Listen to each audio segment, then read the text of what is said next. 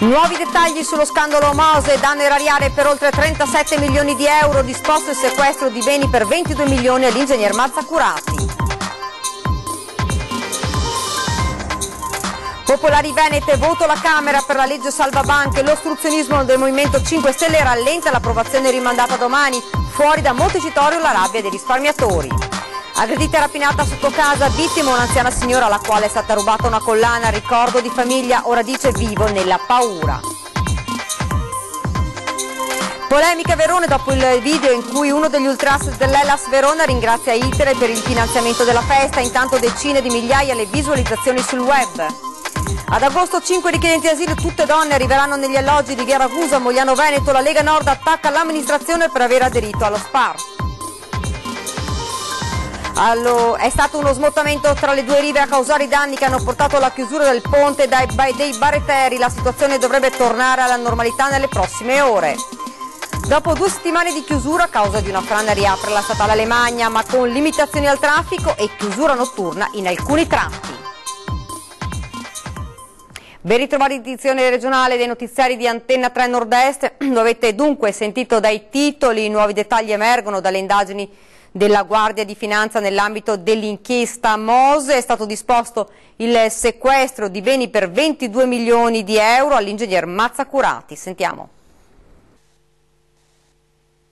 21 milioni e 750 mila euro. È questa la richiesta di risarcimento danni della Corte dei Conti nell'ambito dell'inchiesta Mose all'ex presidente del Consorzio Venezia Nuova, ora negli Stati Uniti, Giovanni Mazzacurati.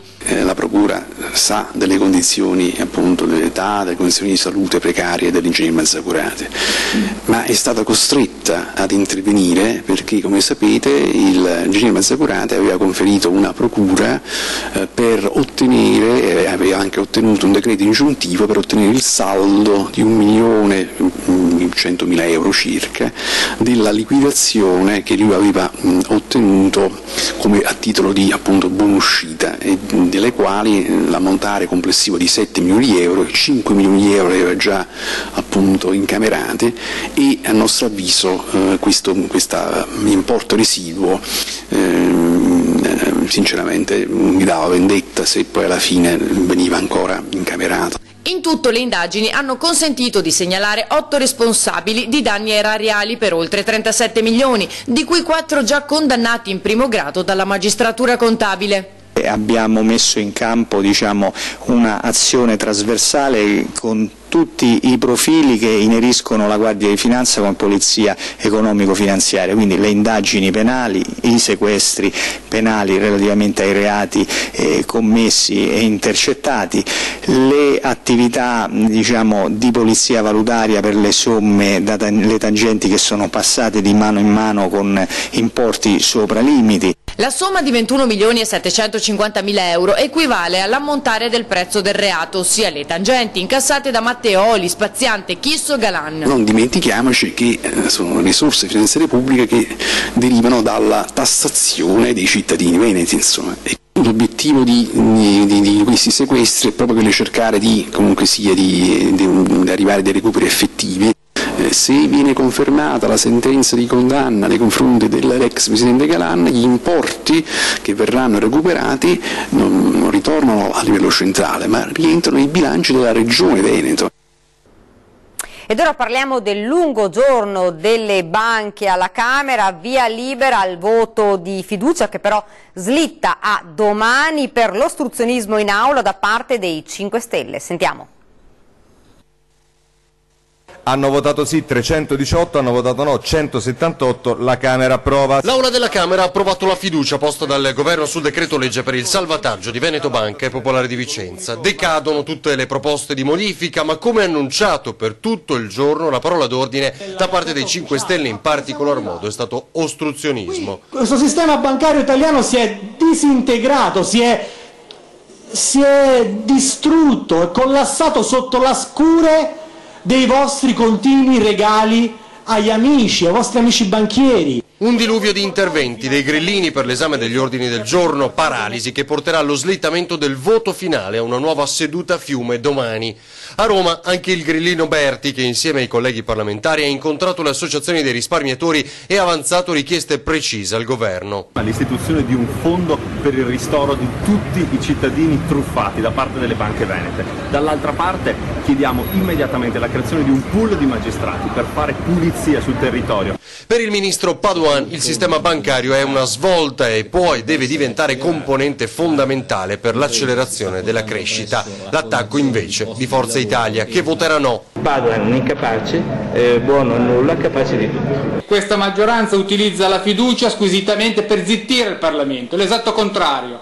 Al posto di ricevere un ampio mandato, utilizza la fiducia per ridurre il mandato parlamentare degli eletti democraticamente, mentre questo governo non ha avuto persone non elette a rappresentarlo. Intanto Banca Italia fa sapere in una nota come le indagini oggi in corso sui due istituti veneti abbiano preso avvio da segnalazioni della stessa Banca d'Italia. I primi segnali nel 2013 dicono non erano però tali da compromettere i requisiti minimi patrimoniali. Ed oggi tutte le associazioni dei risparmiatori di BPV e Veneto Banca hanno protestato a Montecitorio nelle stesse ore in cui la Camera confermava la fiducia al governo. La politica è mancata, c'è bisogno di salvare persone, chiediamo il fondo vittime da reato, lo chiediamo col cuore in mano, non c'è tempo. La politica è mancata e non c'è più tempo. Ecco le parole chiave per raccontare una giornata ad alta tensione per BPV e Veneto Banca. Davanti a Montecitorio le associazioni dei risparmiatori hanno portato la loro rabbia, la loro disperazione, la loro indignazione. La marcia su Roma è partita da lontano, dal nord-est, l'epicentro della crisi degli istituti di credito. Alla protesta si sono uniti anche tanti sindaci, tra cui Achille Variati. I rappresentanti degli ex soci incontrano i deputati del Partito Democratico che fanno subito capire che il decreto con cui il governo ha benedetto il passaggio delle popolari a Intesa San Paolo è già blindatissimo. Arrivati a questo punto questo decreto è la soluzione, la strada inevitabile che bisognava percorrere. Il punto politico che dovremmo affrontare più grande è quello relativo alla giustizia e creare le condizioni affinché questo non si possa ripetere. Che un crack come quello delle popolari non si possa più ripetere, e ci mancherebbe altro. Ma intanto, come previsto, nonostante le resistenze dei risparmiatori, la Camera conferma la fiducia al governo sul decreto, con 318 voti a favore, 178 contrari e un astenuto.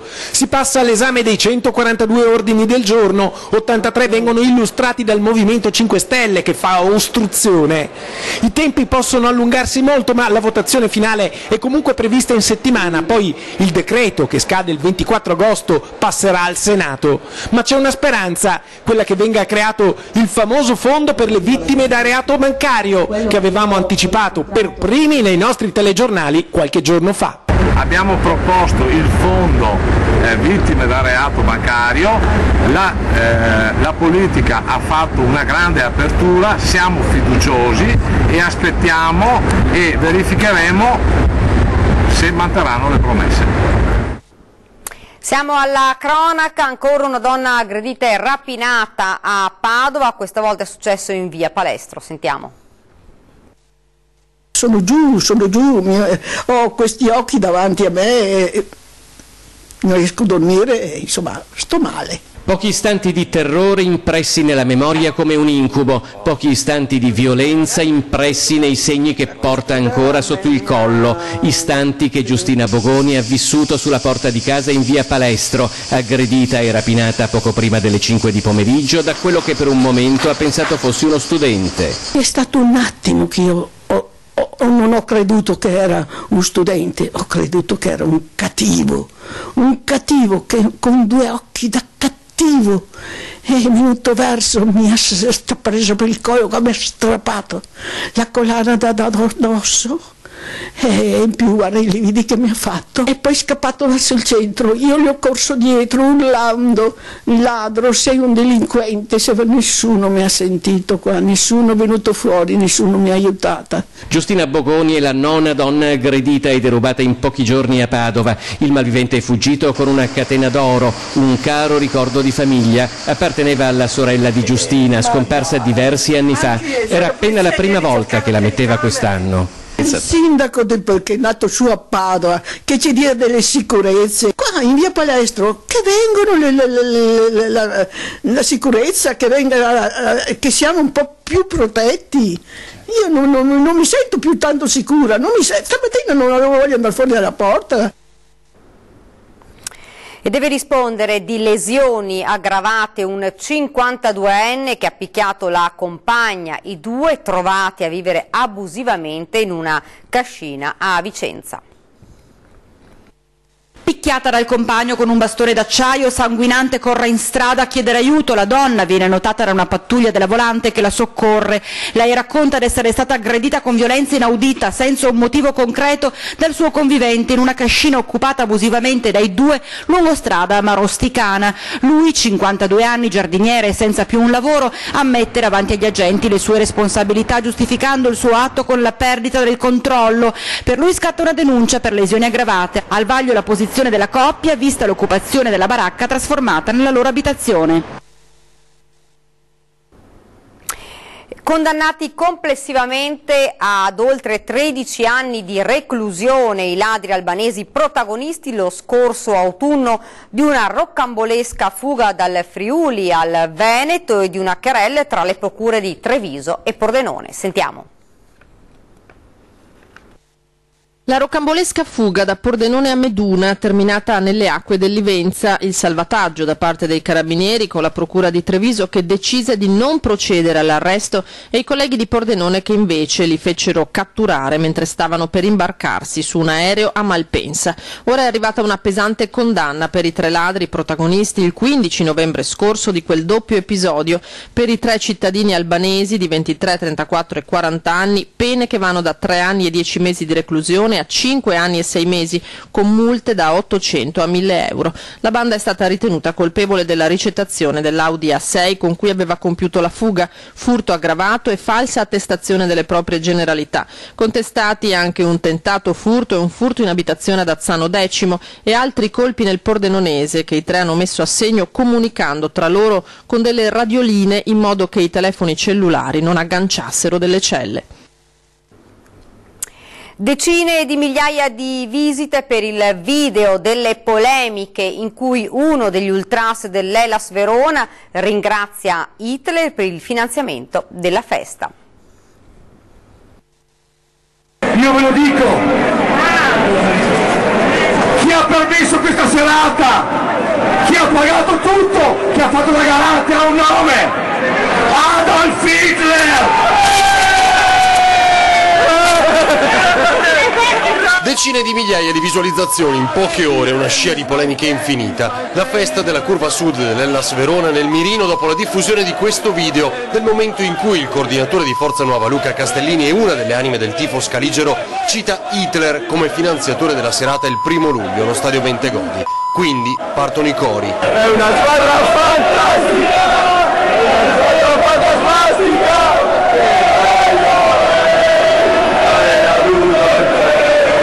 Un covo di nazisti tra le indignazioni più frequenti arrivate dopo la pubblicazione del video nella pagina Facebook No Boreal.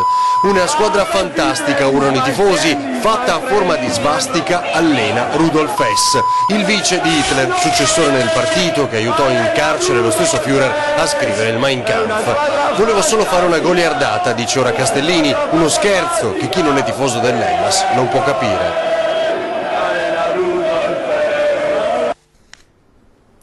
È stato uno smottamento tra le due rive che si trovano su isole diverse a causare i danni che hanno portato alla chiusura precauzionale del ponte dei Bareteri. La situazione dovrebbe tornare alla normalità nelle prossime ore. Nessun pericolo di crollo per il ponte dei Barreteri, chiuso da oltre 24 ore al transito pedonale acqueo in seguito a un improvviso smottamento che aveva aperto una crepa nella struttura. Una situazione temporanea che dovrebbe concludersi nelle prossime ore con la riapertura dello storico manufatto nel sestiere di San Marco, tra Rialto e la piazza, lungo uno degli itinerari più battuti dai turisti. A tranquillizzare sulla tenuta della struttura sono i tecnici di Insula. Gli addetti hanno lavorato per tutto il giorno per stuccare la crepa, che non sembra presentare particolari criticità. Un monitoraggio settimanale è stato comunque disposto per tenere il ponte sotto controllo anche una volta terminato l'intervento, eseguito sotto lo sguardo preoccupato del presidente dei gondolieri veneziani Aldo Reato, che per buona parte della giornata ha voluto assistere ai lavori. A causare il problema non è stata questa volta la mancanza di manutenzione negli urti delle barche in ferro che più di una volta hanno causato danni a edifici e ponti della città. Qui è stato già appurato, già nel 2005 che hanno fatto degli interventi, c'è uno smottamento fra le due isole, quindi il ponte che collega le isole purtroppo subisce questo evento negativo. Come gondolieri passiamo tutti i giorni sotto questi ponti, ricorda Reato, e non di rado siamo noi a inviare segnalazioni sui problemi di questa bellissima e fragile città della quale ci consideriamo le sentinelle. Cerchiamo di dare un apporto all'amministrazione, alla città, vedendo se c'è qualche problematica, e onestamente fino adesso quando c'è stato di intervenire sono sempre intervenuti. Al via domani il processo di abbattimento delle torri con fiaccole a Porto Marghera, simbolo per anni della protesta dei lavoratori Vinyls. Sentiamo. Giovedì alle 18:30 inizierà il processo di abbattimento che si concluderà venerdì delle due torri con le fiaccole di sicurezza a Porto Marghera. Le stesse torri alte 160 e 185 metri da cui i lavoratori della Vinyls hanno protestato anche sotto una bufera di neve per scuotere il mondo politico locale e nazionale. Giornate tristi non tanto per l'abbattimento delle fiaccole ma per un abbattimento di un simbolo che ci dimostrava che cos'era Porto Marghera, che ricordo che era il polo industriale più grande d'Europa, che cosa è diventato e che cosa invece poteva essere, viste tutte le promesse che erano state fatte, quindi io non vedo nulla di positivo e tantomeno niente da festeggiare, visto che quest'anno è il centenario anche di Porto Marghera.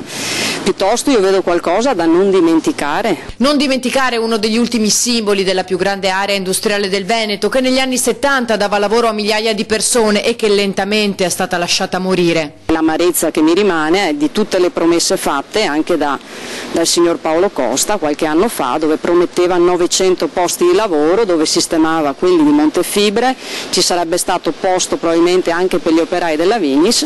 In realtà lì abbiamo visto come è andata a finire, noi stiamo ancora aspettando questi 900 posti di lavoro. All'abbattimento Nicoletta e gli altri lavoratori che in questi anni abbiamo conosciuto per la loro dignità e le loro proteste non ci saranno. Non vedo il motivo per esserci, hanno deciso di abbatterle, lì probabilmente comunque è un terreno dove non si farà niente, sinceramente non vedo perché dovrei andarci. Ed ora a Mogliano, nel Trevigiano, dove negli alloggi di via Ragusa a fine agosto arriveranno 5 richiedenti asilo, tutte donne. E la Lega Nord insorge parlando di scelta scellerata. A fine agosto negli alloggi di via Ragusa a Mogliano arriveranno 5 richiedenti asilo. Si tratta di donne che verranno ospitate almeno per 6 mesi con la possibilità di prolungare il periodo di accoglienza. L'obiettivo dell'amministrazione comunale è di accompagnare questi migranti in un percorso di integrazione e di autonomia economica e lavorativa. Diventa così operativo anche a Mogliano il progetto SPRAR, a cui il Comune ha aderito l'anno scorso e che prevede un'accoglienza diffusa e condivisa. Venerdì sera verrà organizzato un incontro con gli altri condomini che vivono nella palazzina per informarli sulle modalità di questa accoglienza. Siamo convinti che questo è il vero e unico modo possibile per dare una reale prospettiva a queste persone che hanno sfidato la morte per sfuggire da atrocità e guerra, ha spiegato Daniele Ceschin, assessore all'integrazione del Comune moglianese. L'amministrazione comunale dunque va avanti sulla strada intrapresa, dall'altra parte insorge l'opposizione con la Lega Nord che parla di scelta politica scellerata. Mogliano ha già dato, spiegano dal Carroccio. Su una proposta scellerata del sindaco Manildo a cui il sindaco Arena ha detto sì e ha sottoscritto un impegno di non ospitare più di 2,5 profughi per ogni 10.000 abitanti. Bene, siamo ben oltre perché allo stato attuale sono oltre i 100-150. In questo modo, continua Azzolini, si crea un pericoloso precedente. Tanti altri appartamenti potrebbero essere a disposizione, hanno una vocazione perché sfitti ad essere affittati. Il pericolo, spiega ancora il consigliere comunale, è che gli immobili vengano svalutati. Il rischio è proprio questo, di vedere depauperato un intero condominio. È una preoccupazione degli abitanti, dei condomini, è una preoccupazione di noi amministratori che non siamo minimamente stati informati. Chiederemo per questo un consiglio straordinario per dire no a questa modalità di accoglienza. Dopo i fatti di cronaca di questi giorni, il nuovo sindaco di Padova, Sergio Giordani, insieme al comandante vicario della polizia locale, ha fatto un sopralluogo all'Arcella, uno dei quartieri più difficili della città.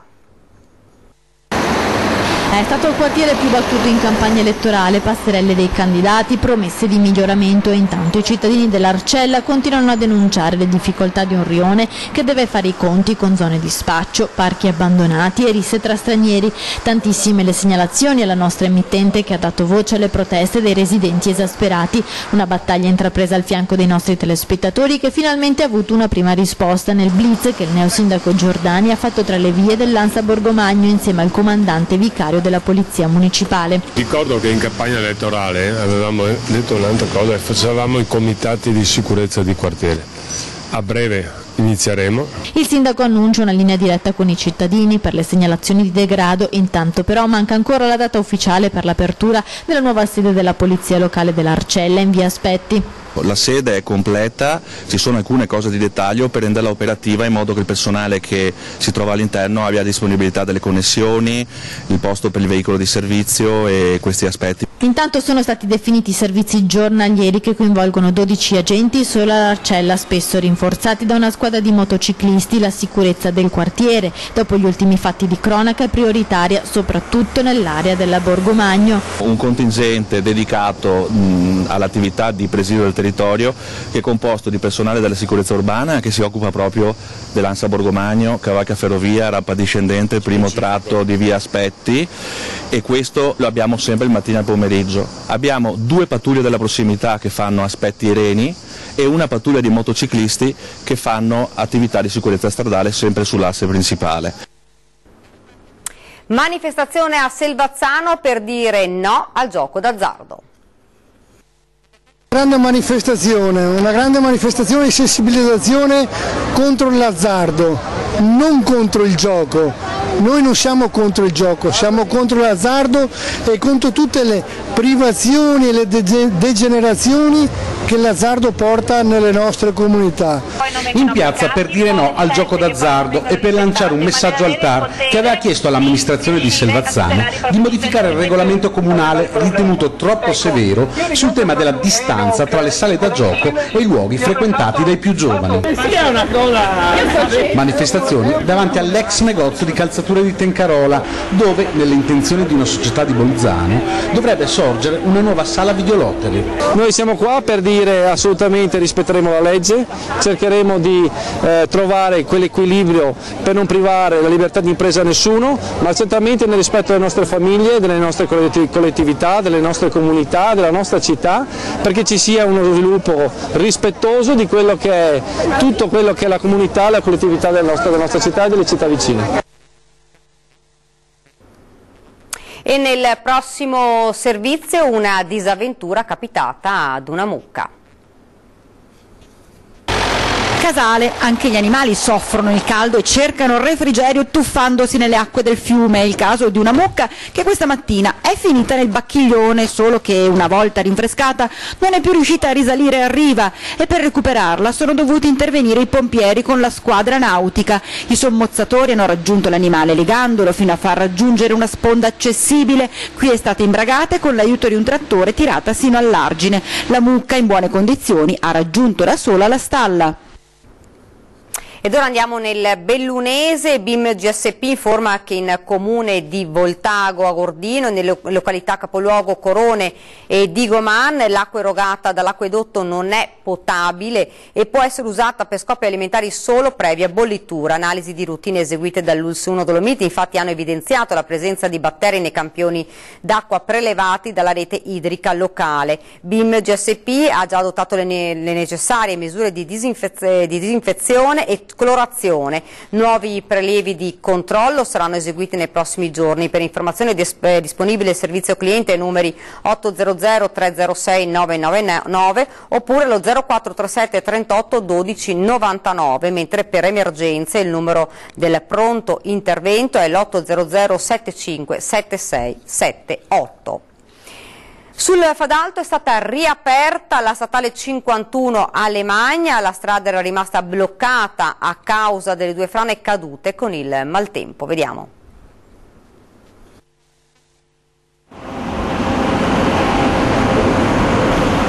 La montagna si era piegata sotto l'incessante battere del nubifragio e 2 frane avevano bloccato completamente la Lemagna, isolando il Fadalto. Dal 28 giugno la statale 51 è rimasta chiusa.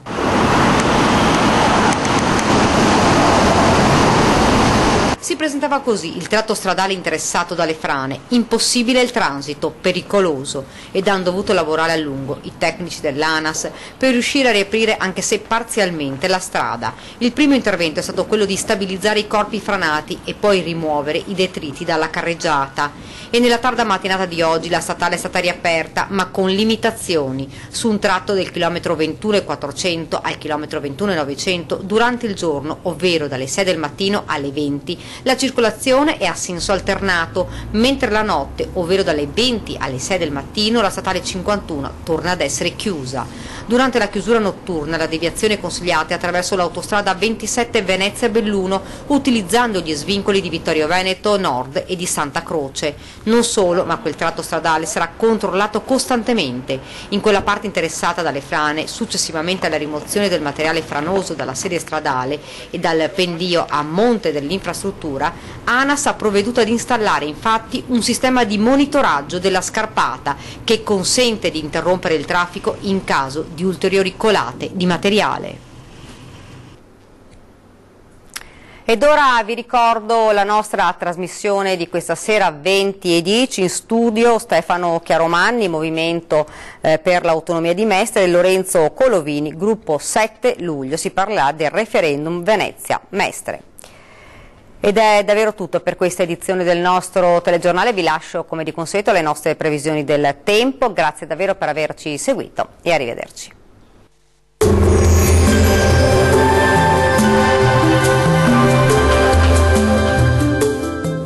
Da Vittorino, panificio, caffetteria, paninoteca e pub, aperto dalle 4:30. Tanto sole e bel tempo ovunque grazie ancora all'anticiclone Caronte e salvo i consueti disturbi sui monti. Vediamo il dettaglio. Sul Veneto tempo sempre in prevalenza stabile e con ampio soleggiamento ovunque. Saranno presenti un po' più di nubi sui rilievi del Bellunese e del nord vicentino, magari anche con qualche scroscio di pioggia o con qualche isolato temporale. Vediamo anche le temperature, le massime saranno comprese tra i 28 e i 34 gradi, minime tra i 19 e i 23 gradi circa. Andiamo ora a vedere che tempo farà sul Friuli Venezia Giulia. Altra giornata di sole e di bel tempo ovunque, salvo poche nubi sparse e qualche addensamento sulle Alpi di nord-ovest. Diamo uno sguardo alle temperature, le massime risultano essere stazionarie tra i 30 e i 33 gradi, minime in lieve aumento tra 20 e 22 gradi circa. Concludiamo con uno sguardo alla situazione meteorologica del Trentino Alto Adige. Anche qui avremo una giornata che sarà ampiamente soleggiata un po' ovunque, salvo qualche addensamento con isolati rovesci sulle Alpi di confine e sui rilievi nord-orientali del Trentino. Temperature massime sui 31-32 gradi, minime sui 19 gradi circa. Il mare sarà poco mosso, localmente quasi calmo nel Golfo di Trieste, i venti moderati e orientali. Questo aggiornamento è giunto al termine, arrivederci.